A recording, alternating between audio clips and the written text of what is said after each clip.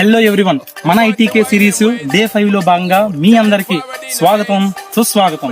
ఈ రోజు వచ్చేది మనకి ఖరీఫ్ సీజన్ కాబట్టి మన రాష్ట్రంలో ప్రధానంగా వరి చేను పండించేటటువంటి రైతులందరికీ కూడా ఎటువంటి కెమికల్స్ వాడకుండా కంట్రోల్ చేసేటటువంటి ఈ రోజు 2 పెస్ట్ల కోసం అయితే తెలుసుకుందాం.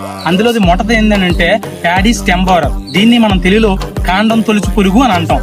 దీన్ని ఎట్లా కంట్రోల్ చేయాలని అంటే మనకి 20 వరి నారుమడి నాటుకున్న తర్వాత 20 నుంచి 25 రోజుల్లో మనం ట్రాన్స్ప్లాంటింగ్ అయితే వస్తుంది. ఈ ట్రాన్స్ప్లాంటింగ్ వచ్చినప్పుడు ఆ యొక్క సీడ్లింగ్స్ యొక్క చివరి భాగాల్ని మనం ట్రిమ్ చేసినట్లయితే ప్యాడీ స్టెమ్ బోరర్ కి ఆ చివరి భాగంలో గుడ్లు పెట్టడానికి అవకాశం లేకుండా పోతుంది అనమాట. ఈ విధంగా దాన్ని కంట్రోల్ చేయొచ్చు. రెండోది BPH. దీన్నే మనం తెలుగులో సుడిదోమ అని అంటాం. దీన్ని ఎట్లా కంట్రోల్ చేయాలంటే దుబ్బు నుంచి మొక్క పిలకలు ఏర్పడుతున్నప్పుడు మనకి ఎక్కువగా రైతులు నీరు ఎక్కువ ఉంది కాబట్టి ఫుల్ గా మడి నిండా నీరు పెడతారనమాట. కానీ అలా చేయడం ద్వారా ఈ యొక్క సుడిదోమ ఎఫెక్ట్ అనేది మొక్క మీద ఎక్కువగా ఉంటుంది. అందువల్ల ఆల్టర్నేట్ వెట్టింగ్ అండ్ డ్రైయింగ్ అంటే మనం నీరు మొత్తం తీసేసి భూమి మీద మళ్ళా చిన్న చిన్న క్రాక్లు ఏర్పడినప్పుడు నీరు ఇవ్వడం ద్వారా ఈ యొక్క పెస్ట్ అనేది మనం తగ్గించవచ్చు అనమాట. ఈ రోజుకి ఇంతే సంగతులు. నెక్స్ట్ వీడియోలో మళ్ళీ కలుద్దాం. Thanks for watching.